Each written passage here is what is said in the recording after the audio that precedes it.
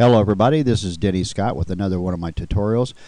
Today we're going to be talking about whitening teeth. We're going to work on these teeth right here, the yellow part of them. We're going to try to improve that. I think we'll be able to do it with just a few clicks of the button in comparison to the way we used to have to do it. First thing I'm going to do, I'm going to hit my Control J, which makes a duplicate layer of the background. This is on a PC. This is for your information too. I'm using CS5. CS5 is you can't do this exact same thing I'm doing right now with CS4. CS5 made several improvements on their programs, which I think are tremendous. I think it's well worth the money. I know it's a costly program, but if you use Photoshop, if you use photos and edit them a lot, it just makes your life so much easier. And there's so many things you can do. So many different plugins are available out there for all kinds of tricks and make your photos look different.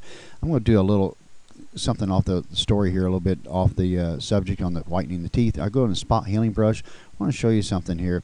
Used to be, you have the spot healing brush on CS4, but it wouldn't blend in the edges like CS5 does. CS5, they've improved that so much on these edges. They actually expand and they blend in and average out the pixels around that spot so much better than what they used to do. You can see here I'm just dragging and dropping a couple clicks here and there, and it just does a tremendous job. You see a little blemish here on the side of the nose. You see a little bit of redness in here, and I'm doing this real quick. I'm not spending any time correcting this. Go in here and get rid of these freckles. A little closer there, we'll get rid of it. Just a couple clicks. We'll go up here and get rid of this. Right here, a little redness under here. We can blend that in. A little spot here. I'm not going to spend any more time on it. Basically, you can see how that healing brush, how quick that is. It's just amazing how much faster time you can eliminate out of your day by having to sit here and edit these things. Wonderful improvement.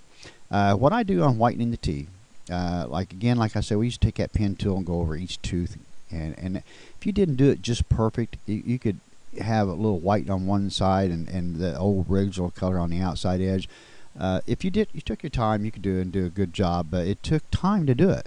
Now what I do, it's just a simple trick. You hit quick selection tool, you drag it over the top of the teeth, and you don't have to worry about being perfect on this. You want to make sure the teeth are completely inside the marching ants. Now let's say, for instance, we got it blown out like this. Don't worry about it.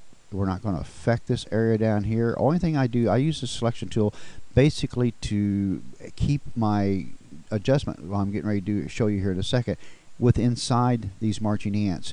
There, you got yellow here, and there are some yellows in the skin color, and I don't want this changed up here because of what I would do down here. So I select this area just to maintain the area that I'm working in.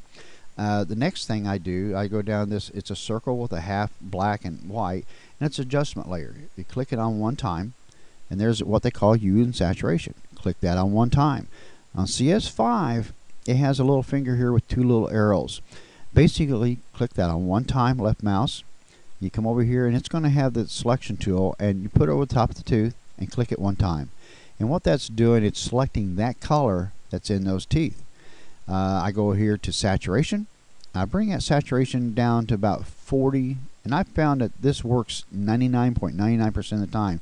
Now, just by doing that, look what the difference, what it was, what it is.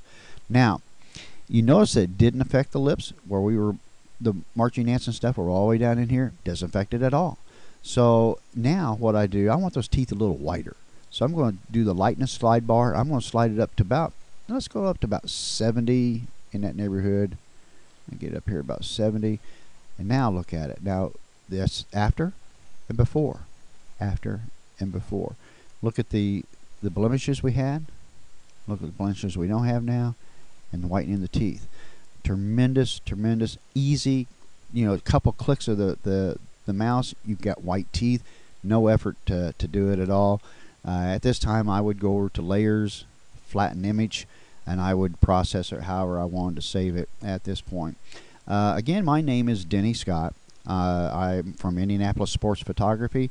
Here's my website down here. You can always contact me here or leave a message, And if there's a particular tutorial you'd like to have done on something, if I can do it and have the capability of doing it, I'm more than happy to try to make one. And I hope this helps and it simplifies some of your time.